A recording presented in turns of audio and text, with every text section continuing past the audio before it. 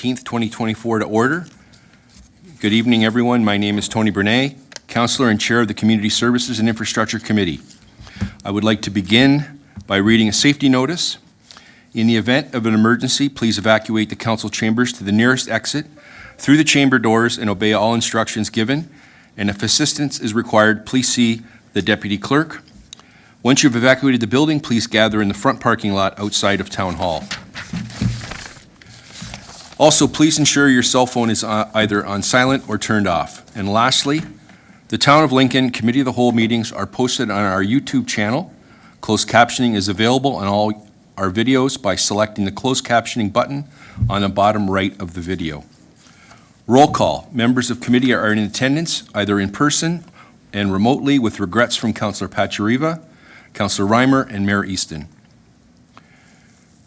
We have staff in attendance tonight, in person and remotely.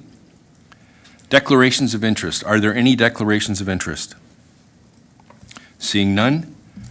Do any members have any amendments to the order of the agenda? Seeing none. We have no statutory public meeting this evening, so we'll move on to item number 6, consent agenda. We are now considering the consent agenda inclusive of the 2023 Council Remuneration and Expenses Report, FN 0224, the 2023 Building Permit Fee Annual Report, Financials, FN 0324, the Heritage Advisory Committee minutes of November the 9th, 2023, and the Housing Select Committee minutes of December the 12th, 2023. Would any members of committee like to remove any of these items from the consent agenda to discuss?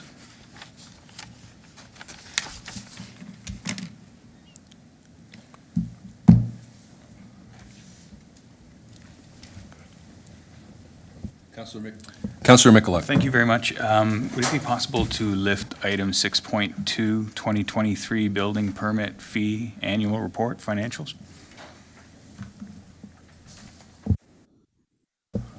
Thank you, Councillor. So we will move that item, and that will be moved to the GBF section, and Councillor Timmers will take that over when we get to that section. So we will now vote on the other three, the Council Remuneration, the Heritage Advisory, and the Housing Select Committee minutes. Does anyone have any questions with regards to any of that at all? Seeing none, we have no further discussion. I have a motion moved by Councillor Murray.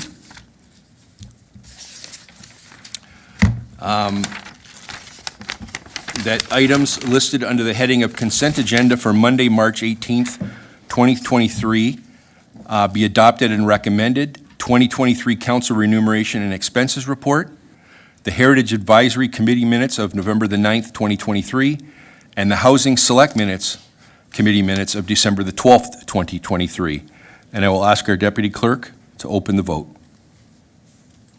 Thank you. I'll open that vote right now, and I apologize. It should be displayed on the screen there. There it goes. Thank you. One moment.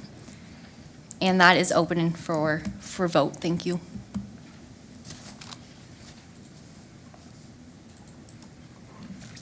I'll close that vote, and that motion carries. Thank you. Thank you, Deputy Clerk. So we are now at the Community Services and Infrastructure Committee agenda. We have no delegations this evening. We are now at the reports section. And before we move to consideration of the reports, I would like to take a moment to recognize a member of the Lincoln Museum and Cultural Center team, Olivia Rosema. I found out this evening that I've been pronouncing her name wrong, Rosema, Curator of Education and Engagement, for her work featured in the Canadian Forces Artist Program, Group 9 exhibit at the Canadian War Museum in Ottawa. On behalf of Council and Committee, congratulations, Olivia. And at this point, our Director of Community Services, Shannon McKay, will provide additional comments.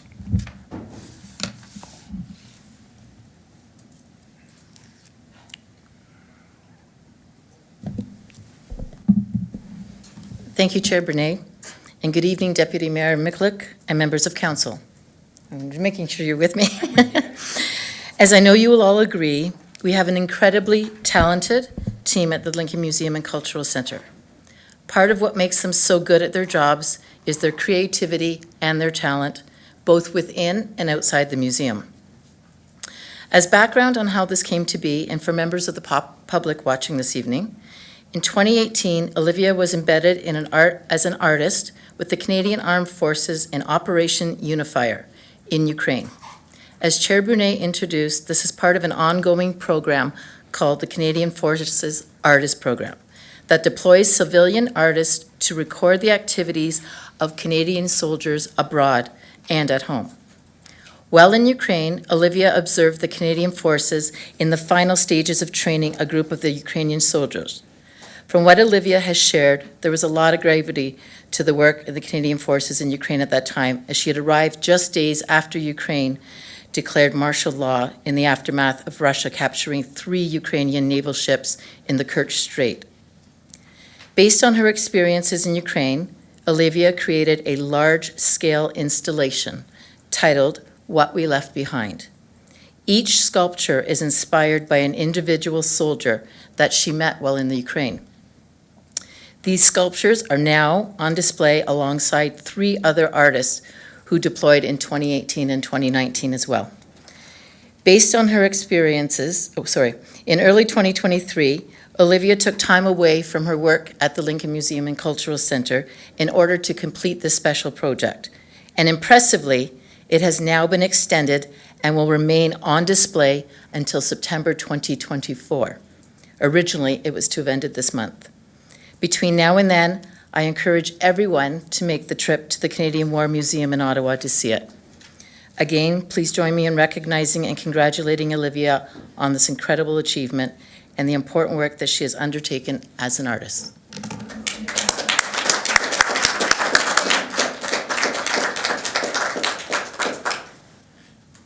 I think I'm going to ask Chair Brunet and Chair/Deputy Mayor Miklik to come up and maybe we can do a photo. No problem. Okay, all of council.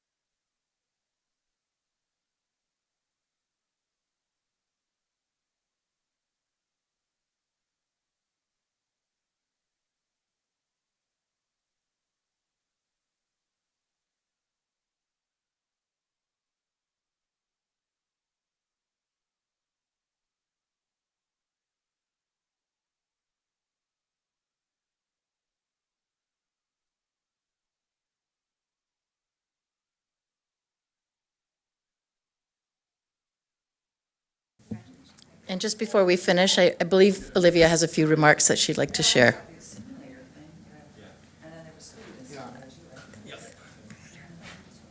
I really don't have much to share, but I just want to thank you all for this recognition. Those of you who know me don't know I prefer to work in the background and let my art and my labors and my projects speak for themselves. But this was the labor of many years, starting in 2018. And I'd also like to thank the soldiers that I worked alongside, the Canadian Armed Forces, the Canadian Forces Artist Program. But I'd also like to extend a sincere thank you to the Town of Lincoln and the Community Services Department, Shannon McKay, Sarah Ain, past employee, and Jessica Wilson, who were very, very accommodating with my schedule and flexible vacation so that I could finish this work, mount the project, and travel to Ottawa for the opening reception. So thank you to the town and thank you to everybody who helped make this project happen.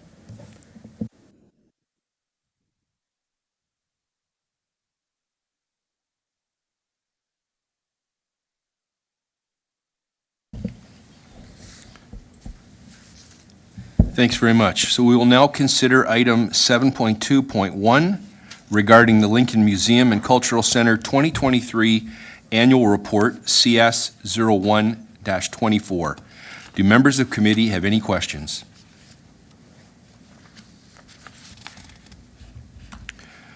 Seeing none, there being no further discussion, I have a motion moved by Councillor Michalak to receive and file for information Report CS-01-24 regarding the Lincoln Museum and Cultural Center 2023 Annual Report. And I will ask our Deputy Clerk to open the vote. Thank you, Chair. That vote's now open.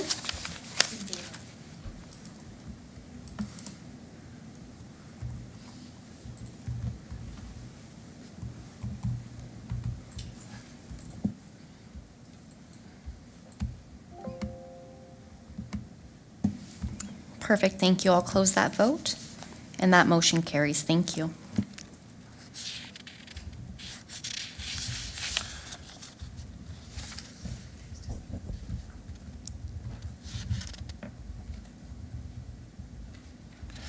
So I will be moving the gavel now to Councillor and Chair Lynn.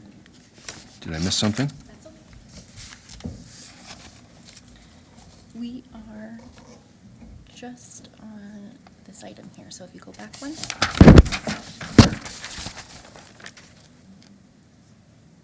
This one. Oh, yes, yes, yes. Sorry about that.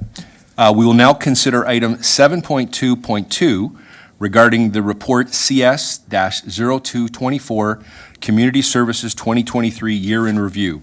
And the Director of Community Services will now provide a presentation. Prior to the presentation, I will ask the committee proceed with a majority vote to request an extension for the presentation until completion.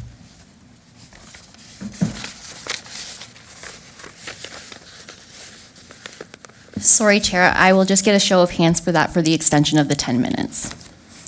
And that carries. Thank you, Chair. Go ahead, Director. Hello again, Chair Brunei, Deputy Mayor Michalak, and members of council. Well, I have to say that it honestly doesn't get better than this when you can stand before council, colleagues, and guests to congratulate staff on the accomplishments outside of work, and now recognize the same staff in the entire Community Services Department for what they do daily. Their commitment, hard work, and dedication in providing strong and responsive customer service, in delivering on bringing creative, fun, and important programs to our key facilities and in our parks, all which directly contribute to the health and well-being of residents and visitors. As you will have seen, the Lincoln Museum and Cultural Center Annual Report highlighted the incredible progress made on so many strategic priorities, as well as several unique accomplishments. Sorry, Shannon, I'm just going to ask you to pause for a moment. It looks like the screen displaying on the live screen is black, and I'd just like to give a moment to the IT department. I apologize.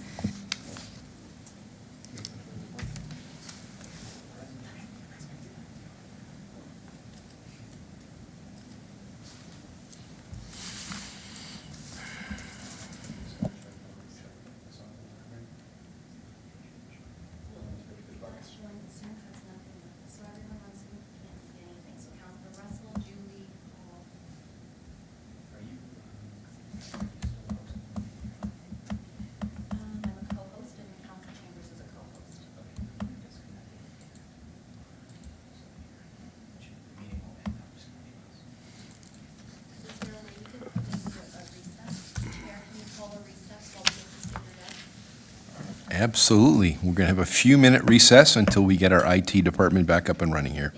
Thank you.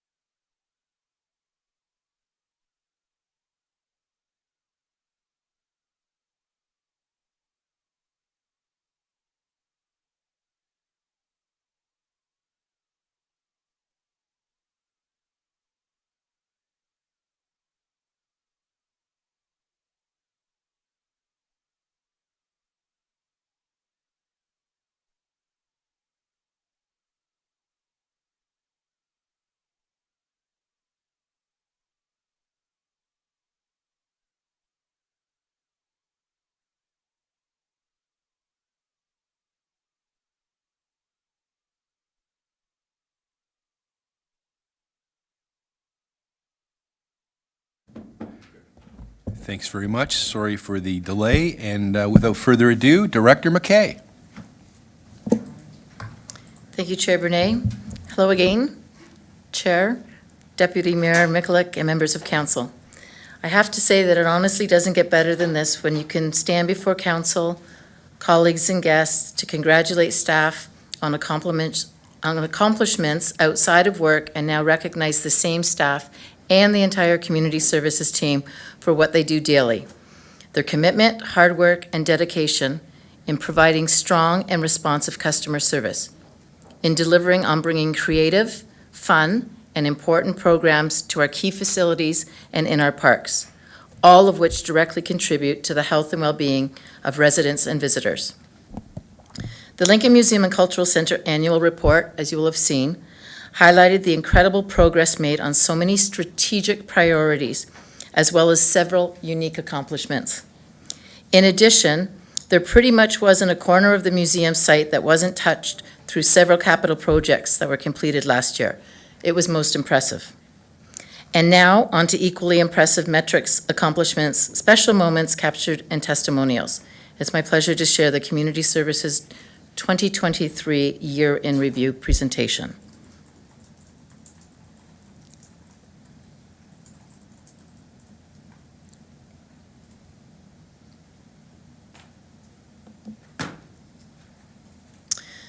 So just starting with our core functions and responsibilities, they remain arts, culture, heritage promotion, preservation, and programming, development enhancement of parks and green space and open spaces, the implementation of recreational programming and special events, community development, outreach, and volunteer management, horticulture, community beautification, the management, maintenance of parks, facilities, cemeteries, and forestry operations, and customer service, user group support, administration, and community outreach.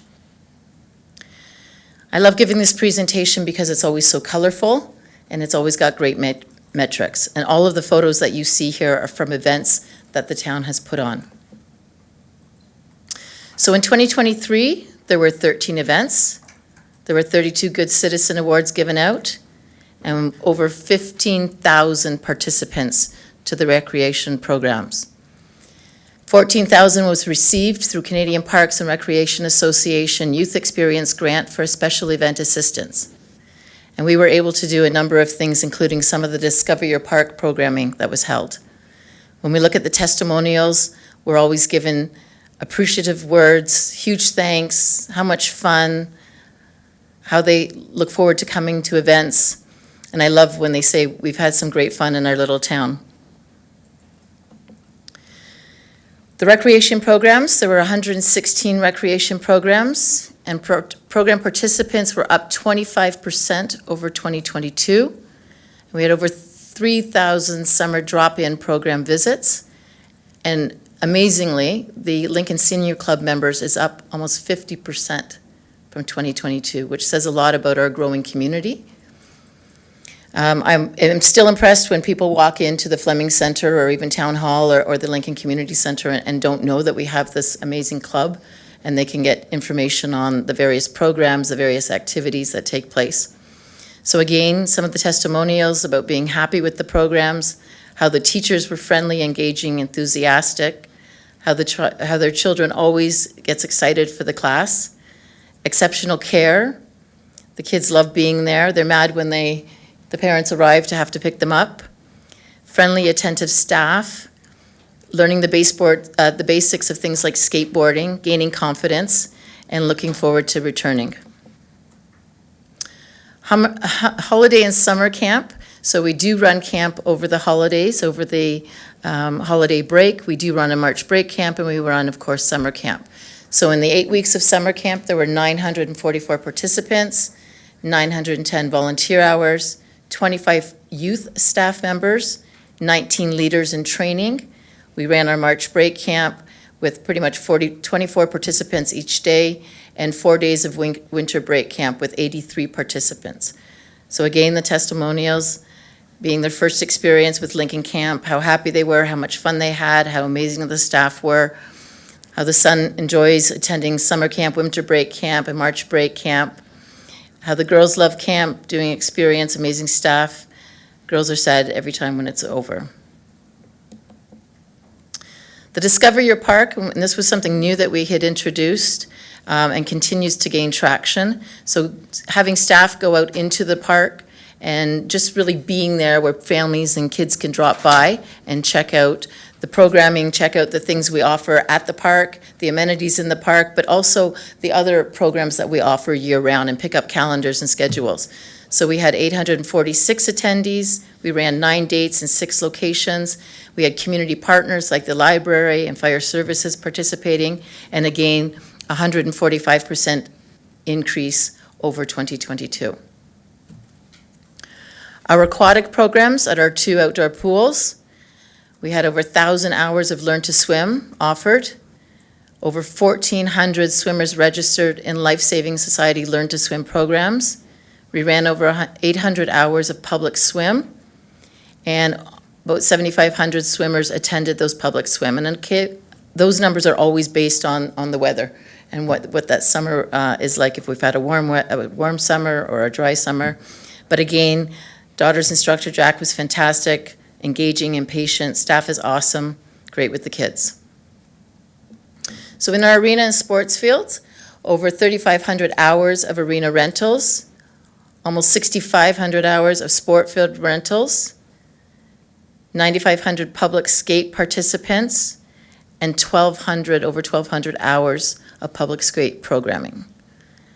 So I love reading when we hear that it's an easy process for those renting the ice, when they talk about the impeccable ice surface and the staff being friendly and courteous, and that somebody has been renting the ice in Beamsville for over a decade for weekly adult pickup hockey. And again, these are just flavors of the testimonials. So our Lincoln Seniors Club, we received provincial grant funding in a few areas. We received over 4,200 in operational funds through the Senior Active Living Center grant, plus 8,000 in special funds. So the special funds are used for things that we can enhance the facility painting, and in this case, the acquisition of a new ping pong table.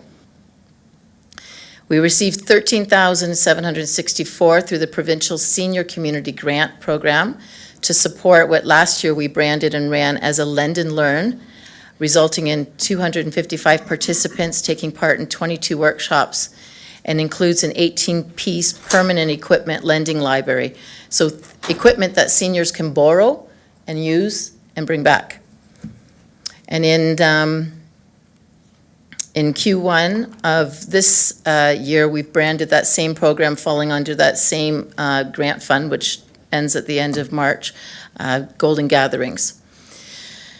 So 327 members, 6 of which are over the age of 90. 99 new members in 2023, 18 different activities, almost 60 hours of weekly hours of scheduled program, plus daily drop-in programs, over 10,000 activity participants, and 10 community partners. And again, some wonderful testimonials. I've been a member for the past 6 years. I've seen a big transformation of this facility from underutilized, underattended facility to a vibrant meeting place with so much more to offer. Fabulous programs, excellent staff, welcoming atmosphere. And as you will all recall, it was during COVID that we started to ensure we had a staff member in that facility. So we always do have a CSR who's able to greet and welcome staff, show them around, show them the different spaces, talk about the different programs, hand out the calendars. So Play Lincoln and how we get out to our residents and those who are new to the town. We have Facebook and followers on Instagram. We have a high subscription to our monthly Play Lincoln newsletter. And in last year, we had over 23,000 program registrations, of which almost 70% were completed online.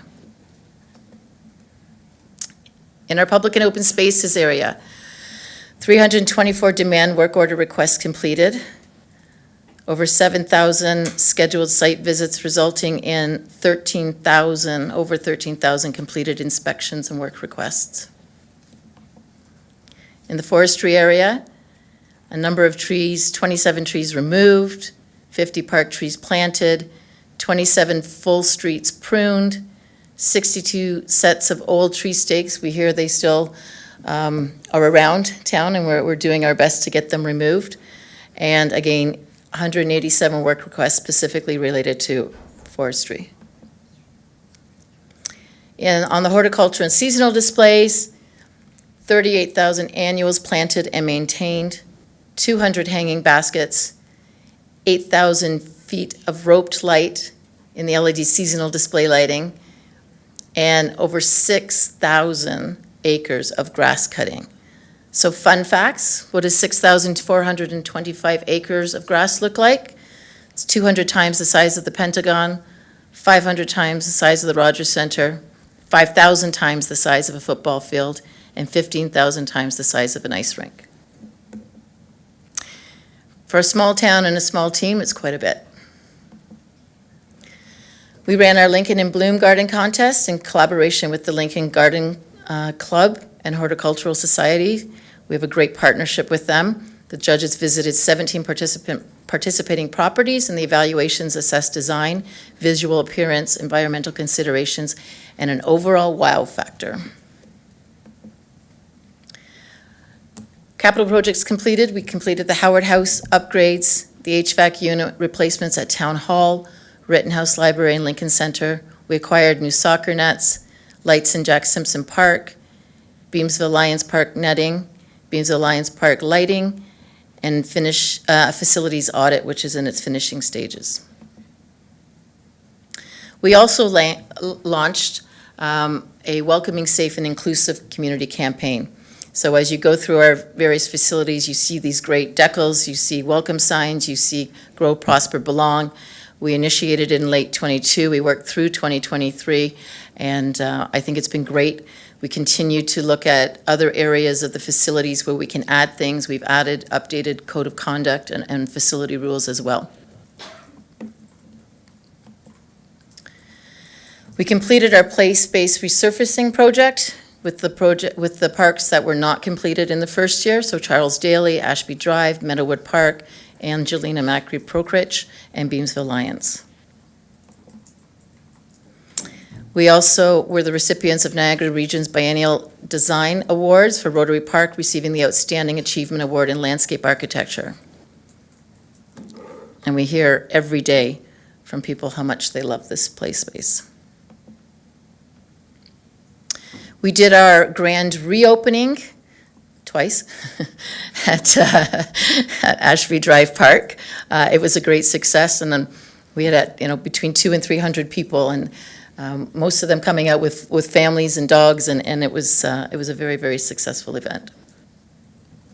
Our Solarism Park, we completed the detailed design and the park construction pre-qualification. We renamed the park. We continue to coordinate with the Niagara Region and Ontario Heritage Trust on their plans to revitalize the trail. And we continue, we did actually complete the 2 pieces of art, commissioning of those, and had those fabricated. They're in storage. We purchased some site furnishings, and we are continuing to secure additional grant funding on that. And our commemorative program, we did boardwalk plaques and benches, existing bench plaques, picnic tables, tree plaques, new trees, and plaques, and arena seating as well. And we're looking to inventory. We have a lot of demand in places like Charles Daly and not a lot of space. So we're looking to inventory where we do have space and communicate that out. So when people are interested, we can give them a list of options. And in the cemeteries, they continued with the cemetery restoration work. Of course, our interments, our niche sales, the affidavits, the transfers of lots to heirs, and the columbarium plaque sales. And that is the end. So, in wrapping up, I am going to repeat the conclusion to the report, offering that daily, it is the hard work of staff that has shaped our community and positively impacted residents through cultural richness, recreational opportunities, and by providing safe, welcoming, and inclusive facilities and open spaces. From the laughter you hear in our parks and facilities to the applause at community events and gatherings, every moment speaks to the collaborative spirit and commitment to fostering a thriving community. Staff at all levels in the Community Services Department are talented and dedicated. They have a collaborative spirit, are creative and innovative and relentless in their pursuit of customer service excellence, and they've been instrumental in achieving our collective goals and in advancing the mission of our department and organization. It is in working with all staff across the town, listening and responding to resident requests and concerns, and being supported by you, all members of council, that ensures Lincoln remains a place to grow, a place to prosper, and a place to belong. Or as we like to say, a place to grow, a place to play, a place to belong. Thank you. Thanks very much, Shannon. Do members of the committee have any questions?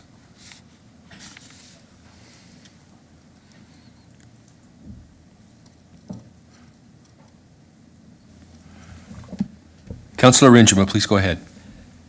Thank you, Chair Bruno. Thank you for your presentation. It's not just, you talked a lot about all the hard work, but really I've seen it and I know that it's their spirit and enthusiasm. And that's what really, it's not just hard work, but that's what really spreads out into the community and makes the community feel welcome and excited. And I've seen it over and over again, and I've heard it over and over again from people in the community. So thank you for all that. So I wanted to thank you, and I also want to ask you about 6,500 acres of grass. That's a lot of grass.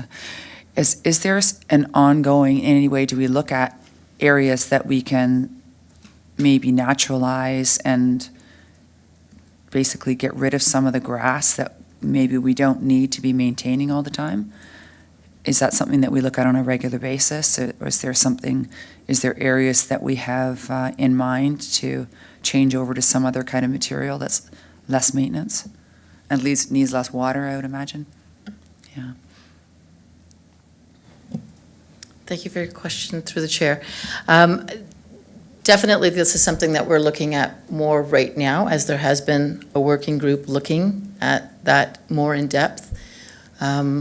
We do have some areas of naturalization, not as large, that would really cut the acreage down, but certainly education is a big part of that, and we'd like to see an education program and strategy launched so that when we do not cut something because it's naturalized, that we don't hear complaints from residents who think it was missed, or, why aren't we, or we're going to have ticks close by. So learning from other municipalities who have gone there and making sure that we have a strong education and awareness program and making sure we're strategic and smart in the selection of those locations. I think you're absolutely right. That is a way to reduce our carbon footprint in that regard, and also to less demand on the staff and the resources. Yeah, less work. And I'm not just talking about letting things kind of grow into the grass, but strategic naturalization, planting some things that are natural, local plants, stone, I don't know. I think there's a number of materials that you can use instead of grass, and we've got parks, we've got road allowances, a lot of those green spaces, we need them because people use them. So is there an example of something that we could potentially naturalize? Are you thinking of a section of a park that people don't use as much, or what would be an idea of a area that's currently grass that maybe doesn't need to be grass? So we do have naturalized areas in our parks, not in all of our parks, but some larger and some closer to homes than others. So I think it's just continuing to look at that. We want to still make sure we have turf that is cut, that kids can take a soccer ball and a frisbee and go and play. But yeah, I think there's areas that lend themselves to this type of naturalization better than others that we can take a look at. And certainly, I don't know if Public Works is looking at that on the roadside and projects as well. But in our parks, we like to be smart and strategic about those decisions. And then looking at other green spaces that we might maintain but aren't really used for park space or green space. And just one more question, Mr. Chair. Just further to that, I know, I can think of one area that was naturalized at one time. So in your experience, when it's quote-unquote naturalized, is it a lot less maintenance for staff? Or is there still, okay, it's not grass, but we got to go in there and weed it, and we got to put mulch on it? What's your experience? So I would say it is less maintenance for staff, but there's still maintenance, because you do want to make sure that what you want to grow is growing versus the weeds that might be growing in there as well. But yeah, as far as cutting on a regular cycle, as we would turf, there is less maintenance. Okay, great, thanks. Thank you, Councillor. That's an interesting question. And while you were talking and while you were answering, I was thinking of one in Ward 2, halfway up Stadelbauer, where it's a natural vegetated area, but we have interpretive signs. And so what happens over years is you start having things like graffiti, and then you've got to go in there and fix all that. So it's there's all kinds of different sides of that equation, right? So anyway, it's a good question, Councillor Rinjima. Going to go to Councillor Russell. Thank you, Mr. Chair. Through you to Shannon. Excellent report.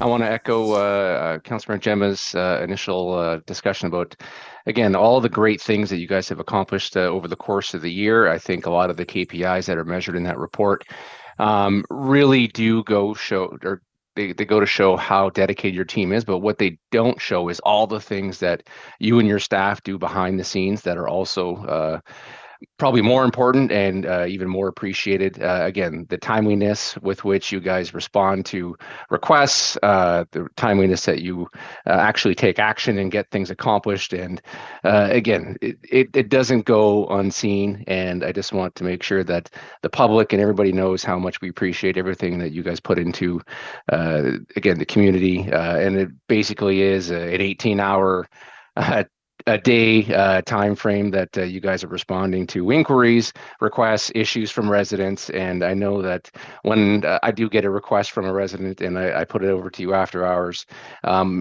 they are always blown away by how quick something comes back with a response or a strategy on something, how it's going to get accomplished. So again, hats off to you and your staff, and just want to thank you for everything you guys do. Thank you, Councillor. Councillor Timmers. Thank you very much, Chair Bernay, through you to our delegation, or our presenter, Shannon. Fantastic. This report, I tell you, when I was going through it and I looked at these numbers, they're just incredible. And, you know, a few years back, this is a whole different feel in our community, and the services that are available to our residents is just outstanding.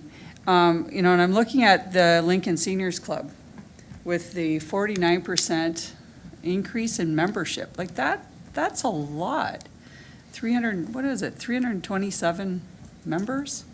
Are we able to keep accommodating? Like if our numbers keep growing at that pace, are we able to accommodate all of the seniors that want to participate there? Through you, Chair, to the councillor. Certainly, we can continue to take new membership. Where we see the challenges are the limited hours. So, as you know, we hear often from our pickleball friends about, you know, the limit in hours, and even in speaking with the activity leads, they have waiting lists, and they have to sort of restrict and say, if you're playing this many times a week, then maybe give some spots to somebody else to play. So, you know, could we expand? You certainly could if you had a bigger facility. Now the age is 55, and so I've certainly heard that other people want to even go and play pickleball because we don't have an indoor gymnasium, as an example. But they're not old enough to join the seniors club and sort of play there. I mean, the wonderful thing about what happens at the Lincoln Community Center is it's very, very affordable. So a membership is only $20, and then that allows you to participate in all that programming that does happen. There are some times when we do have to charge if we're bringing in somebody. to do an event. We also do, as you know, we run the blood donor clinics there. And we run, MTO comes in and does the driver's testing for the seniors. So there's a lot of really good activities that also happen in addition to the fun stuff, and the dances and the movie showing and the crafts and the lending library and all those good things. So I would tell you that if we had a bigger space and the resources and the budget, we could certainly program it. Yeah, it's certainly well used, isn't it? And I do hear from the pickleball players, and I know there are people that are on the wait list that have never had a chance to play. So I don't want to go too far with the pickleball players, but I know the courts are open up by Prokage Park, and they're beautiful. But pickleball is very difficult to play if it's windy. So I don't know if it's, I'm just putting it out there, maybe some kind of screening so that they could use those courts even when it's windy. So that's what I'm being told, that they cannot play if there's wind. So I thought I would bring that message tonight on behalf of the pickleball players. Anyway, as fantastic numbers, and just looking, one other thing through you, Chair, around the swimming. Same thing. Are we able to accommodate all of the children that are signing up, or is there a wait list? Because these are big numbers participating in our swimming and lessons and programming, and just wondering how that will work. Through you, Chair, to the councillor, yes, so far we are able to accommodate. Now, again, that probably has a lot to do with the fact that both are outdoor pools and one is not heated. So if we had 2 heated pools and/or if we had an indoor pool, we might have to see if the demand would exceed what the supply is. I guess with indoor, you'd have a much longer, full season, all year round, right? No, that's great. So thank you very much, Shannon, and to all of the staff that work in this department. Thank you very much. It's fantastic, and I'd love to see this information out to the public more, so they can really see what's happening and how much work is being done. So, thank you very much. Thank you, Chair. Thank you, Councillor. Councillor Murray. Thank you very much, Chair. Through you to Shannon. Shannon, excellent presentation, as you've already heard. When we look at the Play Lincoln page, which is, I don't know what number it is, 11 out of 25, you've got a note there of 23,877 program registrations, which again speaks to people are obviously taking advantage of the programming that we've got. I see that it's 68% of registration is completed online. Do you guys have do you have a benchmark? Is that a good number? It doesn't sound great to me, considering that I would assume that a lot of these are young families, and having to go in somewhere to register would be challenging. So do we, number one, have benchmarks, and number two, do we have targets that we're trying to hit in terms of increasing this ability to register online, or not even just ability, but actually registering online? Through you, Chair, to the councillor.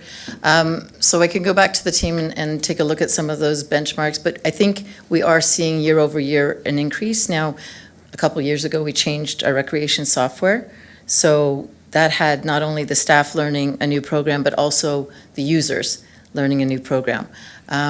We do hear that people who use it find it easy to use, but we also want that no wrong door philosophy to customer service, where they walk into Town Hall, or they walk into the Fleming Center, or they walk into the Lincoln Community Center, they should be able to register for a program. And that's where staff come in, and that's where our customer service representatives come in. They're there to help. They're there to help them over the phone. They're there to assist them. So I think it's a good balance. Could we set metrics to push it higher? I think a lot of people also spend time in our facilities, so they're doing some of those things when they're in the facilities. And they're picking up the calendars and the programming information, or, we put out the calendar just for March break skate programs, just so people can see what's happening through the whole of March break. So I do expect that to increase, but I think it's a pretty good increase if we went back and look at the trend previously. We also only migrated to putting Play Lincoln online a couple of years ago as well, and that was, as you will call, hard copy. So as more stays online and goes online, I think we'll see that uptake for sure. And we are talking about, is there an ability to potentially put technology into some of these spaces so people can do it there if they don't have the technology to do it themselves. We also make sure that when we do roll out things, that people can do things on their phones. So we see uptake in that as well. Great. Another question, if I may, Chair? I know Councillor Timmers asked about the swim programs and the availability of them. Camp programs, I know my grandson just registered this morning for camp. Do we have a waiting list for that? Do we have enough spaces for the kids who are wanting to participate in that program as well? Through you, Chair. I'd have to check back with staff because the summer registration just opened or are opening, so I don't know if typically we always have wait list, but we do get people who register and then pull out. We do try to accommodate. We do have the two facilities, that being Jordan and Fleming, as well as the museum. So we do try to work, the staff do try to work together. And if somebody is unable to get into Fleming, we try to encourage them to, come out to Jordan. But as our town grows and as our population increases, I expect that we are going to see longer and larger wait lists. Thank you. And Chair, one last question, if I may. And then just to follow up on Councillor Timmer's question about the swimming, I know that a few years ago, there was a lot of conversations about how challenging it was to get certified swim instructors. Has that challenge eased? Are we finding that's less of an issue than it was? Through your chair to the councillor, that is still the one area where the uptake isn't as strong. So I recently checked with HR. Camp was looking great. Parks and open spaces was looking great. Aquatics were still slow coming in. Now, I think there's a bit of waiting, looking at municipality to municipality, bit of comparing. I think those who are certified and equipped know that they're in demand. So we'll see, and I'll certainly be giving council an update if anything has to change per our intended swim program this year. Thank you very much. Thank you, Chair.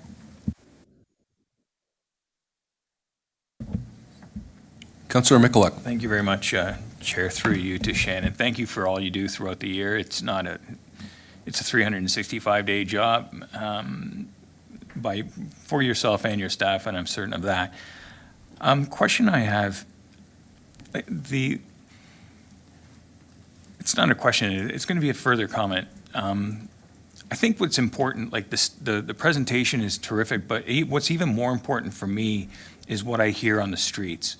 And the people, they love what's going on as far as the programming goes, as far as the condition of the parks go. And I just want to thank you for, continuing that. I think it's the data that you've presented. I don't know if it presents the data as well of the people that use the parks that we don't take attendance for. And I think that's important too. And it leads me to a question, and I bring it up because of what I've been hearing on the news with regards to other municipalities and their charging for admission to beachfront parks or parks in that general nature. Are we considering that at all, or how are we looking at that? And I ask that because some people complain that sometimes there's too many people at a park, that we should be charging, and then there's some people that say that we should never charge. I'm just wondering how you're managing that conversation or that thought. Through the chair to the councillor. So we certainly, we've heard that other municipalities do charge. We have taken a look at, what it might take. So in particular at a park like Charles Daly, it would be nice to do so once we have the parking lot paved and we actually have spots sort of lined out that force people to, park a certain way. We can make investments in technology that would put machines out there sort of on the honor system. I think to be successful in some of that revenue generation that we hear others are successful in, there's a monitoring piece to that. So if you put the machines there and people have to, on the honor system, pay for their parking and put it on their dash, but it's not policed or monitored or patrolled, then people get to know that and they just won't pay, and you're not going to bring in that revenue. But we are looking at what others are doing. We have had discussions with others. And it's something that we didn't come forward with an ask to council to help us with some of the infrastructure that we would need and potentially staffing costs that might not be community services, but it might be, as an example, in bylaw. But it's something that if council would like us to take a deeper dive in 2023 for 2024, as it relates to any budget ask, we can certainly do that. Okay, thank you. I just, it's just, you know, when I hear other municipalities, I just want to be for the record, I don't think our residents should be having to pay. I think that, you know, as taxpayers, they should be able to use the facilities that they, you know, they're welcoming and that are available, that, you know, they contribute to the maintenance of. And I'm hoping that we don't go down that road where we would expect local residents to pay. Now, that being said, if it came down to out-of-town people paying, that's a different conversation. So that's just what I wanted to bring forward. Thank you. Thank you, Councillor. So Director, to you and to all your staff, to Dave Warden, who's here tonight, all the CSRs, and everyone at the museum and all the facilities that do everything. You know, it is really an amazing animal that we've created when you look at, you know, all the parks we have, but it goes beyond that. You know, we have cemeteries that for decades and decades have kind of, you know, not really been looked after, and now we're starting to relook after the headstones and fix those cemeteries. And, you know, there's just so much happening. And as we continue to grow and bring on new areas like the Jordan Village, I'm sure there are going to be continued requests and budget restraints when it comes to looking after all these new boulevards and new flowering baskets that will be hanging on all those new light poles. So look forward to discussions, but just tremendous, tremendous work, and thanks for everything you guys do. So I will now ask our Deputy Clerk, sorry, I'm getting ahead of myself. Being no further discussion, I have a motion moved by Councillor Timmers to receive and file for information Report CS 0224 and the presentation regarding the Community Services Department 2023 year in review.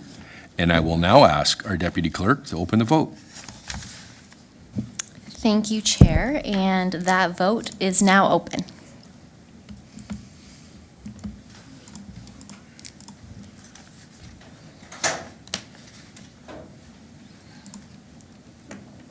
And I'll close that vote, and that motion carries. Thank you, Chair. Thank you, Devan. There being no additional reports to consider for the Community Services and Infrastructure agenda, we now have concluded the Community Services and Infrastructure agenda, and I will now ask the Deputy Clerk to transition to our next committee agenda.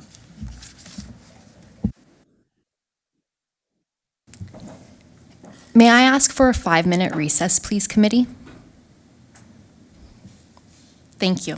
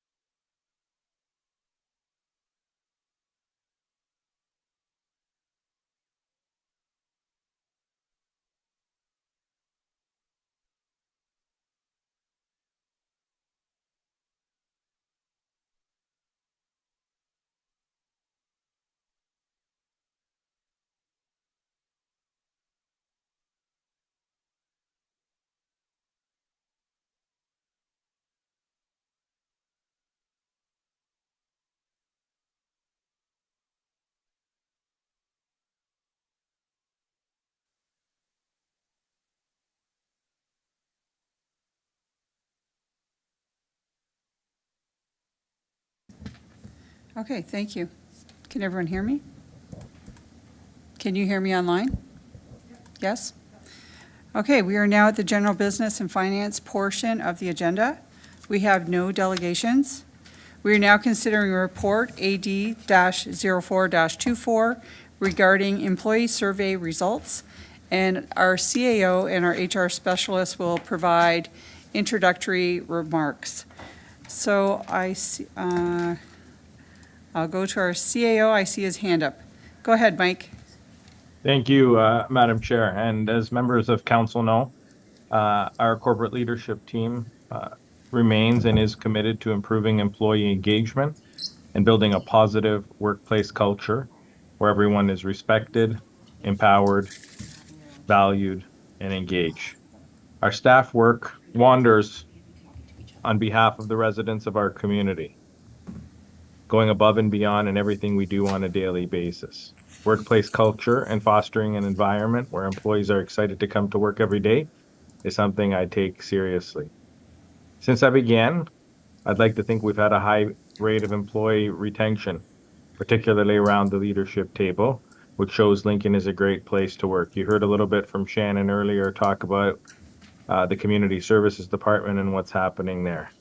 Jacqueline's going to take you a little bit through some comments respective of the survey, but our survey provides us an opportunity to learn more about the thoughts of our staff and how we can engage more broadly across the organization. I always say it's a snapshot in time, more than it's a lengthy indication of what's happened. People often remember the last few months and they look forward to the next few months, but they are important things. We've done them on a very regular basis over the last number of years, over the last 2 terms of council.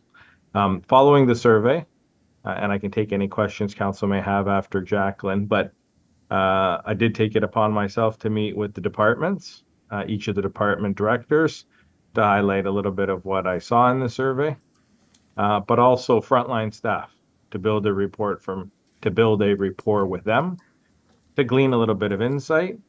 I always say some of the key insights we take from employee surveys usually come in the comment section, where they often leave some comments or they say, have you thought of this? Have you thought of that? And so it was a great experience for me. It's what I like doing. It's what I like hearing from staff. Most of the news, and again, Jacqueline will take you through this, I think highlights a workforce that is happy, a workforce that is positive, and our results indicate that. Are we perfect? By no means are we perfect.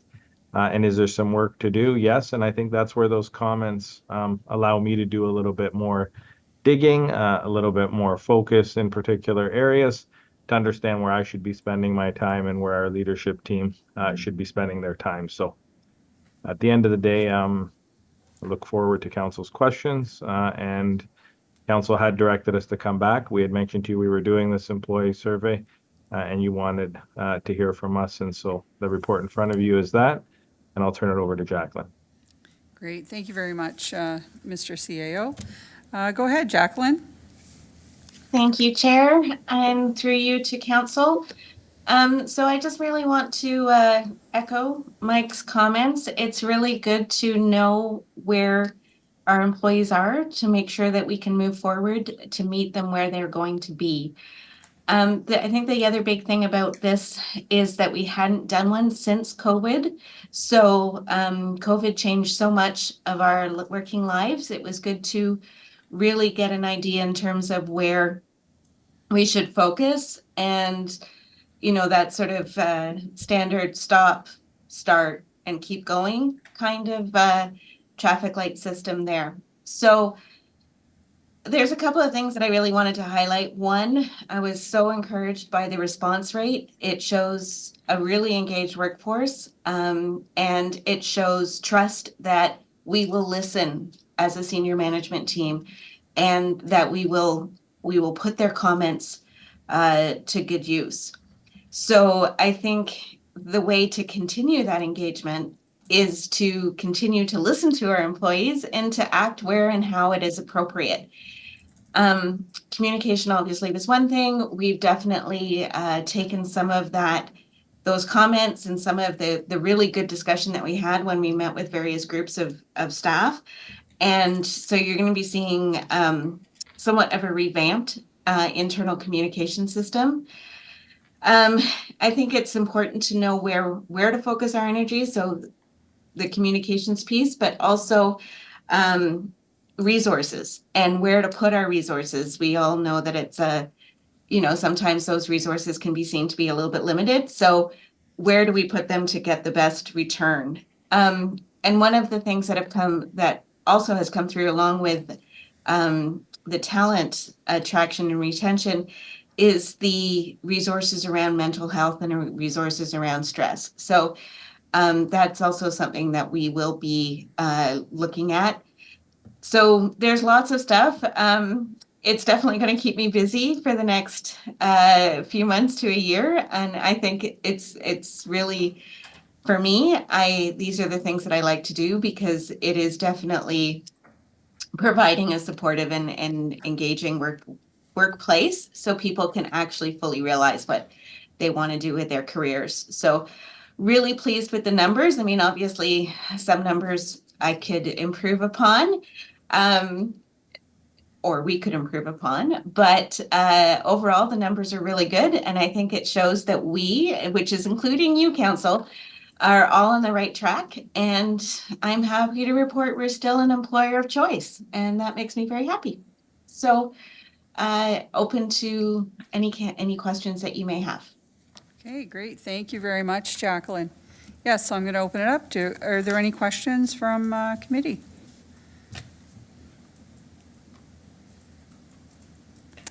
I see Councillor Regima's hand up. Go ahead, Councillor. Okay. Can you hear me okay? There's some feedback, but we can hear you. Yeah, we got a little bit of, we're good now. So congratulations. Yeah, a lot of good responses, a high response rate. A lot of people are very happy. Clearly, a lot of people understand their roles, and I'm really happy to see what I saw. There's, I don't have the report right in front of me, but there's one question that was asked. I think it was on question number 6, I think. I was looking at it earlier. A very, very small portion of employees said that they don't necessarily feel that they understand what's expected of them. So let's say I was one of those employees. First of all, I want to back up and say, great job. For clearly got a lot of really happy people, a lot of people that understand their job, and a lot of people that are happy to be employed by the town of Lincoln. And that's a huge plus for us. I'm curious, though, if I was one of those people that felt that I didn't understand what was expected of me, how would you help me with that? What steps would you take? Jacqueline, go ahead. Well, through the chair to you, Councillor. Well, there's a lot of things that would be done about that. We can take a deeper dive into we can take a deeper dive into the survey to know a little bit more in terms of where those comments are coming from, whether it's maybe a new employee or whether maybe it's somebody who's been here for a while. So we can definitely tailor some of our communications and some of the follow-up to that. But essentially it would be speaking with the department and saying, are you clear with what's expected of you? Where are the gaps? That kind of thing. So as a corporate leadership team, we've definitely talked a lot about the comments and the specifics. As a team, we've taken a deeper dive. So yes, we're going to be approaching those as we can. Okay, I guess I'm wondering, sorry, one more feedback. Okay, I guess I'm wondering if the question is going to be for example, if it was me, how would you like to move forward and figure out what is expected of you, what works for you? Maybe there's a system in place where they clearly, maybe there's a system in place to share with them what is expected of them, but they're not using it well, or, maybe they'd like to be communicated with in a different way. Councillor, I guess that was kind of my question is that the kind of question we would ask somebody who didn't feel that they understood what was expected of them? Councillor, I'm just going to jump in there. I see Through RCA. the chair to you, Councillor. Okay, We go can't ahead. go that deeply into it because it is an anonymous survey, but you segue very well into our next report, which is the individual employee plan. And that's really where we get down to what is expected of you and making clear that everybody understands what's expected. Okay, thank you. I see our CAO has his hand up. Counselor maybe has something to add to your question as well. Go ahead, Mike. Thank you, Madam Chair. And this was one of the things that I tried to tease out in talking, through numerous days to frontline staff. What exactly were some of the pinch points or were some of the areas that they wanted a little bit of focus on? And I think what I heard, Councillor, to probably answer your question, is it's always important when we look at roles and responsibilities in the workplace to make sure that there's clarity and direction and that people understand very clearly those two. I also heard a little bit about professional development. And so, what training goes specifically with what job, just to make sure that those are aligned. And of course, accountability and ownership. And so, I would say those three things in a lot of ways will probably help us delve a little bit deeper into roles, responsibilities, and making sure that's clear. We are an organization that is lean, that is small, and so a lot of our staff have to do a lot of things. And with having multiple hats that one needs to wear, sometimes the clarity or the line is not as clear because we have to take on additional tasks and additional responsibilities. But I'd probably characterize what I heard into those three buckets: kind of clarity and direction, accountability and ownership, and professional development as kind of some areas to help in that particular spot. Okay, thank you very much, Mr. CAO. Okay, I have Councillor Bernay. You are up next. Go ahead.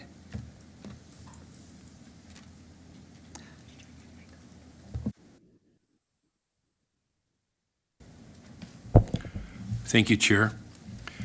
So through you, I guess for starters to the CAO. So Mike, you said in your introduction, you said, this is a snapshot in time. And I would agree that it is a snapshot in time, but unfortunately, this is the time that we're dealing with it. And so I think these surveys are really, really, really paramount. I think especially coming out of the pandemic, where people, we're working from home, they're back in the office, they're in a hybrid. I think these are things that we've never experienced before. And I think these surveys are very, very important. So whether they're a snapshot in time or not, this is the time we're dealing with it. And so we need to make sure that we take this stuff very seriously. So with that kind of at the forefront, I'm just wondering, I think the survey results are for the most part, very positive. But I'm wondering, when I look, one of the ones that concerns me is when I look at the fact that 34% of our employees felt that their mental health was not supported at work. And when I say they said that, I mean 17% were neutral, so they didn't say strongly agreed or agreed. So I'm assuming that neutral is someone that has a concern. So 34% of our employees feel that their mental health is not supported at work. I'm just wondering, to me, that's a bit of a flag, and I'm just wondering how we deal with that moving forward, either to the director of or to HR specialist or to our CEO. So I think through you, Madam Chair, to the council, maybe both of us are going to take a shot at this one. And I can tell you, when we were presenting these both to the leadership team, the management teams, and then to frontline staff, Jacqueline often looked at the results here. And you're right, Councillor. Although 2/3 of people are happy and feel that they're supported in the workplace, 1/3 of our staff are not. And Jacqueline's comment very clearly was, unless this number is, pretty darn close to 100%, she won't be happy. And none of us should be happy with it. And I think that really set the tone for the conversation on the two questions, I think 16 and 17, that focused very much around mental health. We did spend a considerable amount of time talking at multiple levels in the organization on those two slides and specifically what people wanted.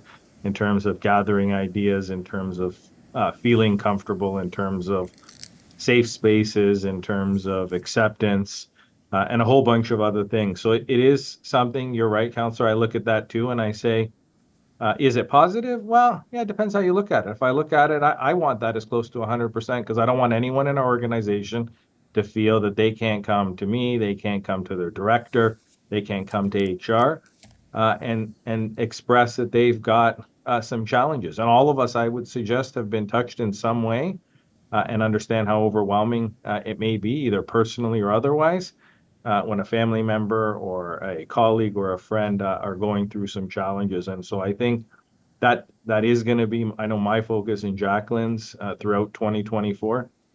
If it's training that we need for leadership, if it's training that we need for our staff and our supervisors, we need to get it. I don't know if there's a golden solution of sorts that we have, but I'll let Jacqueline kind of speak to it. But, I did want to, highlight her comments. This was one of the areas that we all said, doesn't matter how close to, 75, 85, whatever that number is, still not good enough. Jacqueline? Thank you, Mike. I agree. That was, and thank you for those remarks, because I think that's what we said. Well, I know that's what we said to the frontline staff, and I think the fact that we were so clear and unequivocal that we need those numbers to go up, and how much we're going to support staff and the resources that we have out there. There was quite a bit of, and this is, something that a learning that I took, that the communication in terms of what resources are out there and what we can do and what we cannot do. So, but focusing on the variety of resources. So it's definitely been a learning for me, and making sure that we get that information out to folks. We will be doing some pretty intensive training. There's mental health first aid for managers that we're coming probably in June, that we're going to be doing to really highlight for the management side of things, but also how to know if your coworker is struggling, because that's another thing, and making sure that support is there at all levels. So as Mike said, that's something, it is definitely a focus of mine and of ours in 2024. Thank you very much, Jacqueline. Counselor, I see our CAO has put his hand up. Mike, did you have something you wanted to add to that? Yeah, I just a little bit on it. I'm kind of looking through the notes I made with staff, and I pulled them up, and a couple things came up in that area that I think oftentimes we look at mental health and is there enough supports, but I think it was things like, actively getting employees involved in decision making, go back to clearly defining duties and responsibilities, figuring out how we model and promote work-life balance. Definitely having a very respectful workplace where, non-derogatory behaviors are supported, and when things happen, we kind of call them out and we deal with them. Managing workloads, another thing we heard a little bit about. So I would say all that fits into some of the mental health comments that we made. But yet again, unless that number is as high as humanly possible, I think none of us will be happy and stop trying to attain that. Thank you, Mike. Counselor, did you have another question? No, not a question, Chair, but just, I appreciate those comments, and I know that our staff are taking this very seriously, and the action plan that will come out of this will speak to it. We just saw a report or a presentation from Shannon where, as a community, we have invested all kinds of resources and all kinds of money, making sure that all our facilities are welcoming. We've gone with signage. We've gone with, making sure that it's a safe environment for all our residents. And, I look at this and go, we're looking after our residents, but, now we've got, 1/3 of our staff that for whatever reason are saying some of those things. So I know that, Jacqueline, I know you'll get this, that needle moved, and we look forward to the action plan, and thank you for bringing this forward to council. Thank you. Thank you, Counselor. We now have Councillor Russell. Go ahead, please. Thank you, Madam Chair. Through you to Jacqueline or to Mike. Couple questions. The first one is, when you look at the results from question 1 and you see the response rate, if you look at that, what tenure of, or is there a tenure of staff that didn't seem to respond based on the results we got versus what we actually have as far as tenure goes? I'll answer that, Mike, because it's a relatively easy question. It does reflect the responses that we got.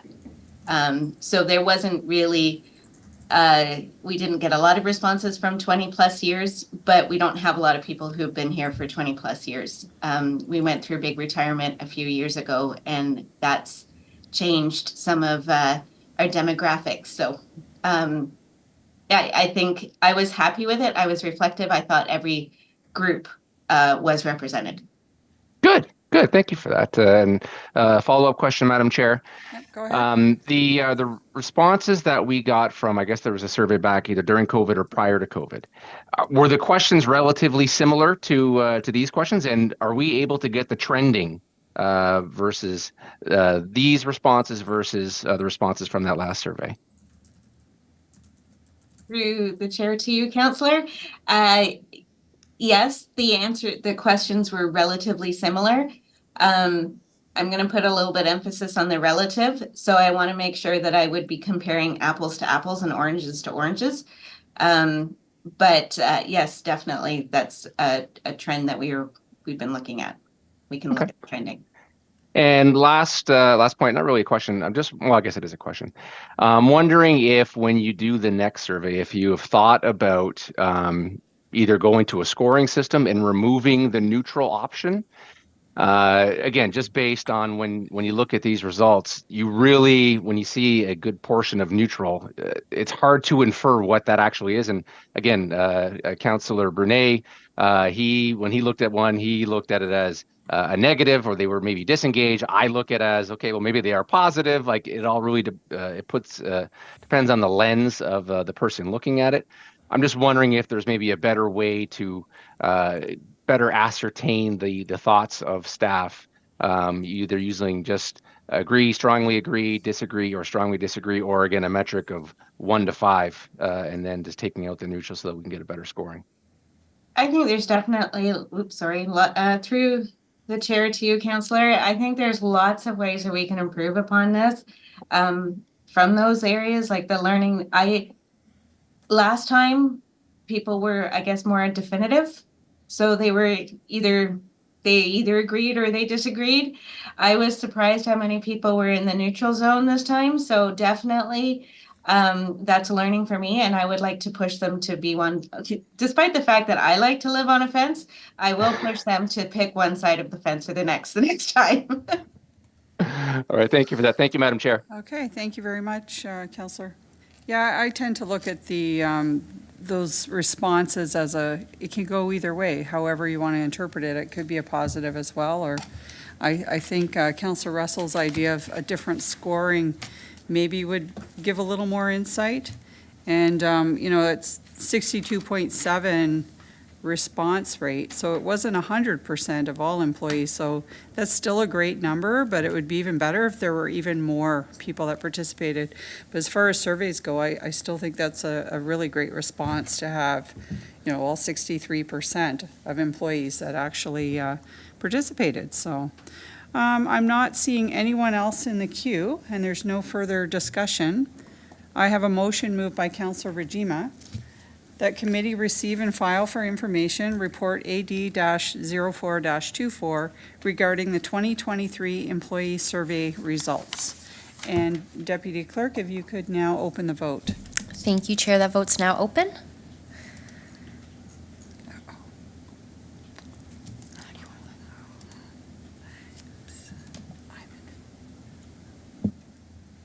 Councillor Timmers? I'm in favor. Thank you.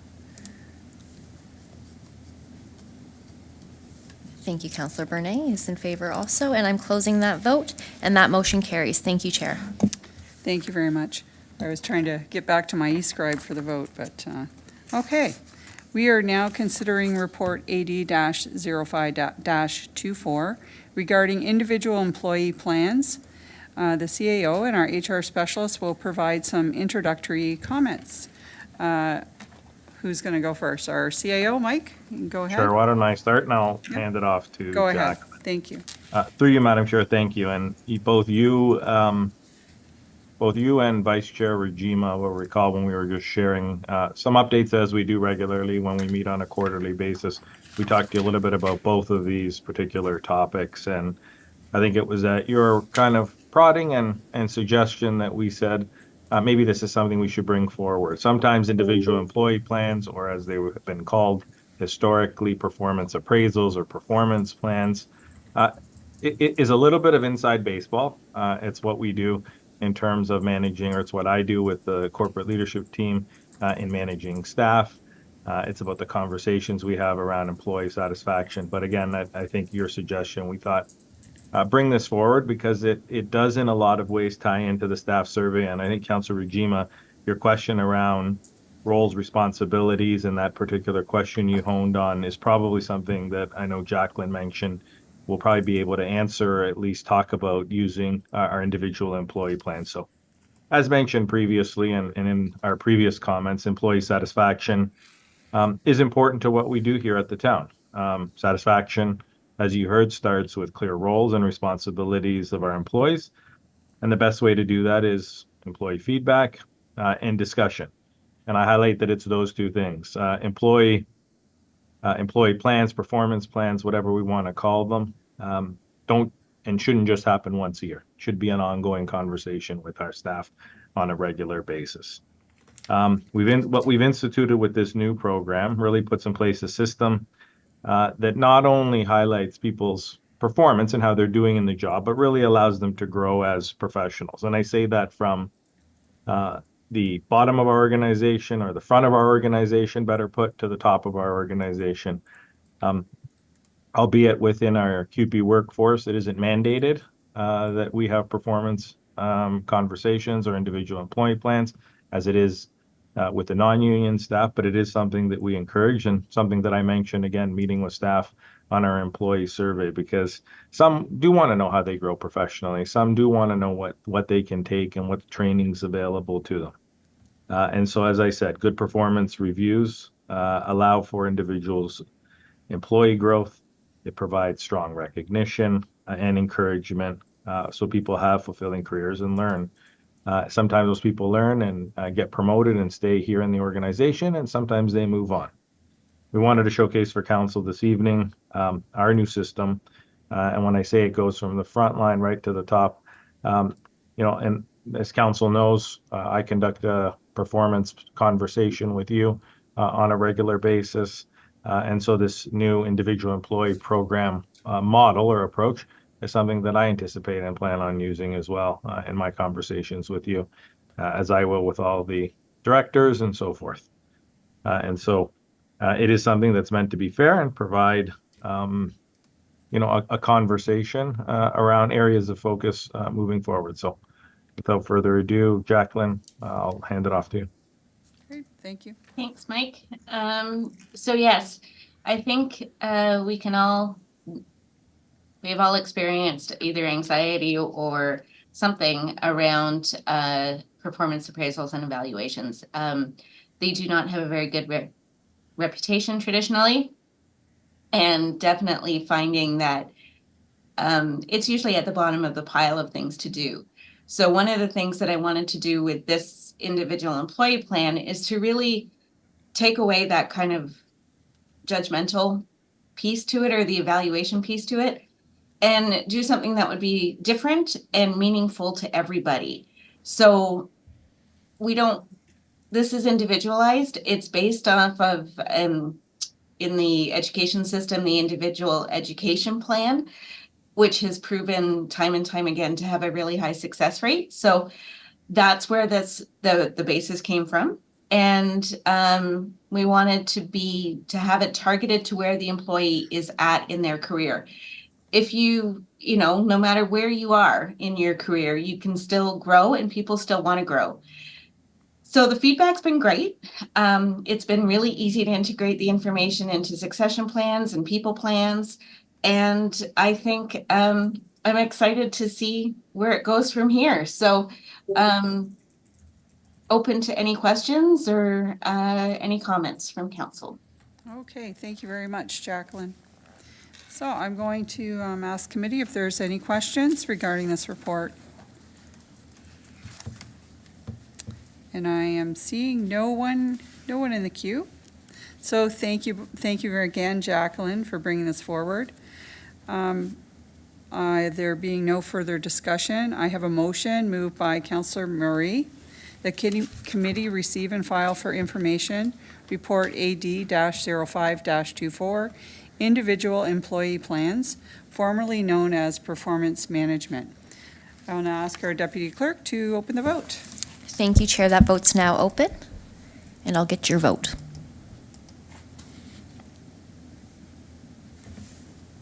Thank you, Councillor Bernay. You're in favor, and I'll close that vote, and that motion carries. Thank you. Great, thank you very much. So we now are going, next on the agenda is the 2023 Building Permit Fee Annual Report, FN 03-24. That was pulled from the consent agenda and has now been added to the bottom of this agenda. I'm going to open up to committee for questions. I'm wondering, Councillor Mikulik, you were the one that pulled this from the consent agenda, so I'm assuming you have perhaps a question? Thank you very much, Chair Timmers. Just through you to our Director of Finance. I'm looking at these, I read the report and I'm looking at the numbers, and I'm looking at the numbers from this year, and I'm comparing them to the numbers from last year. And without putting the numbers on the screen or without discussing the numbers necessarily, like I see some real differences. I see some real differences, like where our revenues are, for 2023, we had fees collected 571,000. Our total operating was 896,000. And then for this, for 2022, it was 459,000 and operating expenses of 736,000. And I realized that we did raise our fees. We had that study in 2022, and I figured that would have applied to 2023. And so those are some numbers that catch that catch my eyes. And then I look at the reserve balances, from December 31st, where it's 666,000, and then it goes to I think 583 just in a matter of one day. So there's certain numbers that are really significant in my mind, in my opinion, that are catching my attention. And it says that, our reserve balance is running a little low. And I'm guessing that's going to be the minimum 12-month threshold that we should have. And I'm wondering, when do we get concerned? Okay, Councillor, I'm going to turn it over to our treasurer, Charlotte Tunakaitis. That's a lot of questions there, so let's let her start with some of them. I think I prefaced a lot of information before I asked. Yeah. Okay, go ahead, Charlotte. Thank you, through you, Chair, to the councillor. I should have been taking some notes there. I guess, first of all, what I would say is we did do a review of our building permit fees, and we have started to see an uptick. So I know you were comparing last year to this year, but the building permit revenues are up in 2023 versus 2022. I think what you're seeing is when we do that review of building permit fees, we're looking at what we think the activity is going to be over time, and we anticipate the fact that it's going to have peaks and valleys.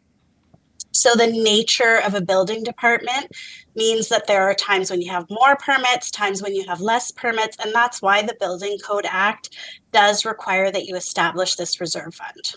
So So what I would say is I think we're still going to see the impact of those updated fees in the future when the permit activity picks up by more, but we just haven't seen that full impact yet because the activity was still a little bit low, just due to the impact on the development community of the interest rates and construction prices and everything like that that's going on right now. So that hopefully that answers that part of the question. I think your next question had to do with the balance in the reserve fund and when we expect it to increase. So that's a little bit difficult to answer because I don't know exactly what's going to happen in the economy and when the activity will pick up by more. But the Director of Planning and Development and the Chief Building Official and I have had conversations. We did look at this report together. And we are really anticipating that as that activity picks up, it will rebuild again. So we look back at previous years when permit activity was high and we were transferring in maybe anywhere around $500,000 a year into the building permit reserve fund. So when a year like that happens again, it will start to replenish it. I hope that answers your questions. Thank you, Charlotte. Counselor, did that answer your question? It answers my question as far as how things go, how things operate, and how things function financially. But I look at trends. I look at trends, and I look at historical data and where how things are tracking. And like this year, I think we had to transfer from the reserve fund $324,000, where last year we only had to transfer $266,000. And I'm just wondering if we only have, or no, sorry, it's hard for me to do this. We had to transfer 324.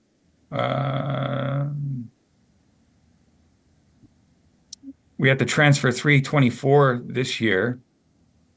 And I'm just wondering if we only have 266 currently, what's going to happen next year if we don't have enough? Where would we draw the money from should we not have enough?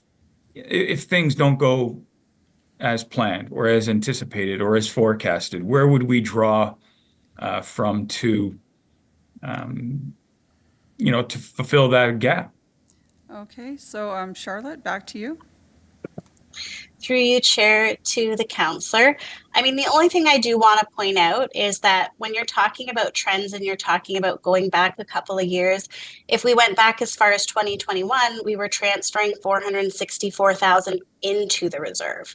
Correct. Okay, so it's important that we understand how it's like it goes in, it comes out. And I know you're saying I'm repeating myself, but that is the nature of this type of reserve fund. It's not like a capital reserve where you're saving up for a fire truck and you want it to build. It is a type of reserve where you're actually intending for it to fluctuate over time as your permit activity goes up and goes down.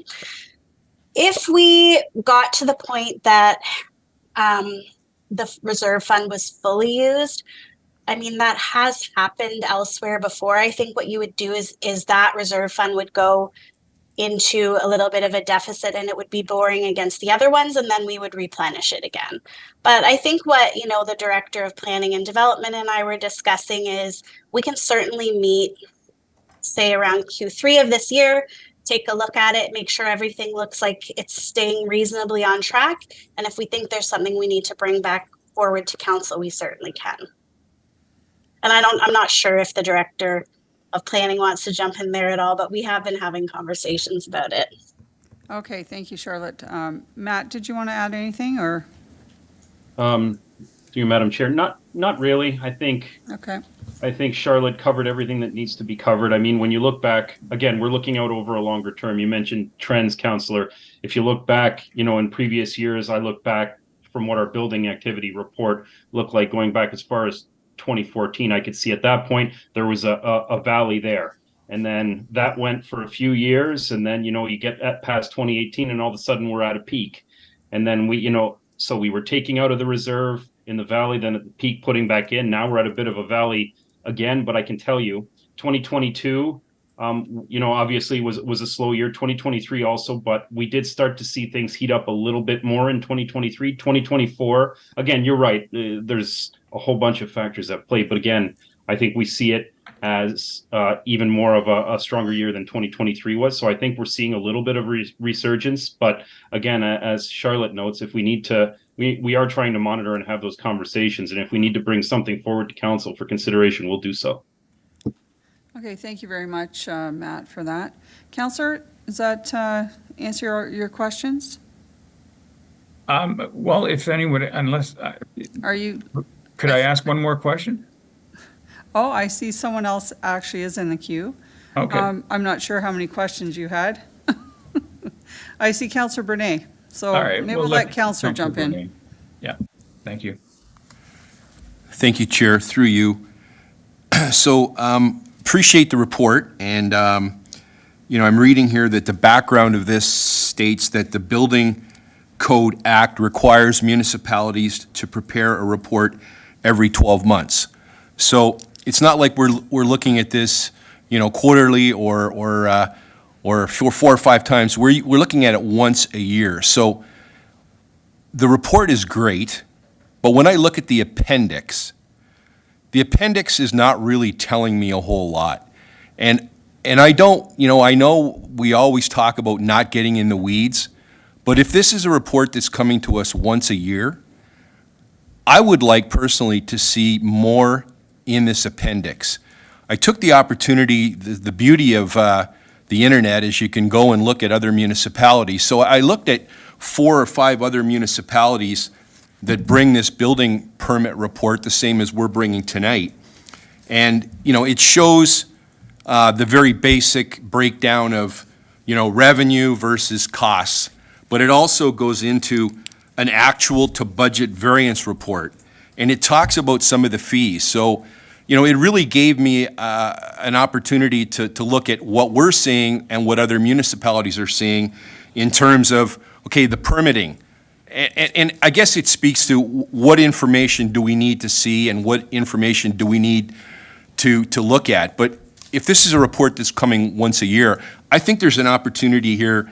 And again, through you, Chair, to Charlotte, you're absolutely right, Charlotte. We had a chance to speak about this earlier, and I went back 4 or 5 years, and this is the appendix that we've been getting.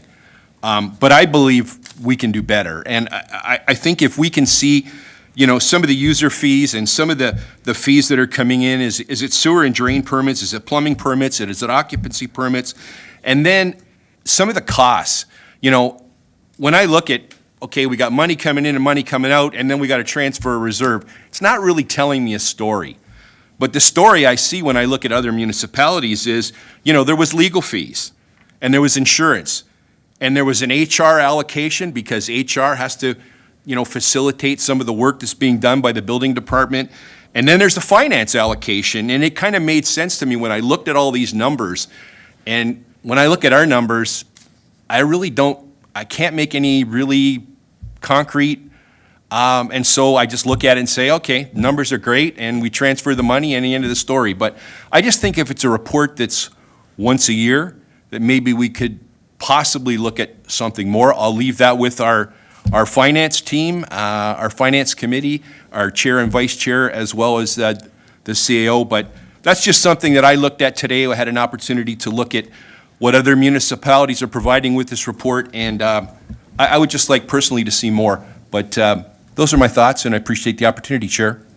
Okay, thank you, Councillor Bernay. So I think, I see our CAO with his hand up. Go ahead, Mike. Through you, Madam Chair, I don't mean to jump in there before Charlotte, but really just wanted to say, Councillor Bernay and I were chatting, and I did call Charlotte over when we were on that recess. And I think I'm going to take this as direction unless any member of council says to me, no, you don't want us to do this, so that when we actually start preparing for the 2024 budget, we can actually do some of the detail on some of the things that Councillor Bernay has suggested. So I think Charlotte's suggestion, she did say, was to provide some of that budget to actual based on the type of details we usually put in the budget book. And so that'll allow both Matt and Charlotte, I think, to synchronize their reports And I think I'm familiar with some of the other ones that the council's looking at. So I think there's some good ideas there. So again, I'm going to take it as direction to staff that we do this and we come back unless I hear from members of council. You don't want more information, which I don't think I'm going to hear. Okay, thanks. Thank you, Mike. I think more information is always good. So, and Charlotte, did you have something more that you wanted to add there after Councillor Bernay, or no? Through you, Chair, I'm perfectly happy to provide any information that council wishes. Great, thank you very much. Councillor Mikulik, you have another question? Thank you very much. Just, I just want to clarify, like, I don't want to get too granular with this, but like through you to the director of planning, like we receive a lot of applications. We receive a lot of, call them tire kickers, a lot of dreams, a lot of fancy stuff. Do we make real money on doing that? Like, are we hoping for actual shovels in the ground, or are we hoping? Are we satisfied with all these applications that come in? Like, where is the majority of your funding for your department coming from? Okay, thank you, Councillor. I'm not really sure how this relates to the report, but Director of Planning, did you want to comment? Yeah, through you, Madam Chair, thanks. I think we can kind of clarify there's two kind of different things. When we talk about, I think, some of the tire kicking and some of the dreams and those things, I think we're talking about more of the planning applications, you know, when you look at zoning changes and things like that. Do we make money off of those? Sure we do. Some of the bigger fee increases that we did contemplate that were put in place as of February 2023 related to a lot of those types of applications. So yes, that's a significant component. But what we're talking about tonight is when those dreams or whatever planning application comes, or maybe there is no planning application, it goes straight to building permit, which is a little bit more, you know, that's not so theoretical. That's now shovels in the ground. That's what relates to this particular report and some of the numbers therein. So, you know, I would tell you that both contribute to how the planning and development department is funded. But they're kind of two different streams in a sense. One's on the planning side of things and one's on the actual shovels in the ground. So hopefully that provides a little bit of clarification. Am I satisfied? It's hard to say that. At the end of the day, we are a little bit subject to some market trends and pressures like you've noted, but looking at what is in the pipeline, looking at some of the planning applications we already have or have recently had, coupled with some of the developments. I know our CBO, our chief building official, provided a report just at the last committee meeting showing or talking about some of the developments that are likely coming forward this year. I think the outlook is looking better than what we've seen in the past couple of years. Okay, right, thank you. Chair Timmers, like, I only ask those questions because we always, if Councillor Patrirevu was here, he would say the same, like, it's a revenue. We're always concerned about revenue. We're trying to make more money. And I'm trying to understand just how are we doing that? How does this planning department, what should I be hoping for? What should I be cheering for, you know, in terms of revenue when it comes to planning and construction within town? So thank you very much. Okay, I'm not seeing any other questions. So our Deputy Clerk, if you could please read the motion. Thank you, Chair. The motion is moved by Councillor Mikulik, and it is receive and file report FN 0324 regarding the 2023 building permit fee annual report financials. And with that, I'll open the vote.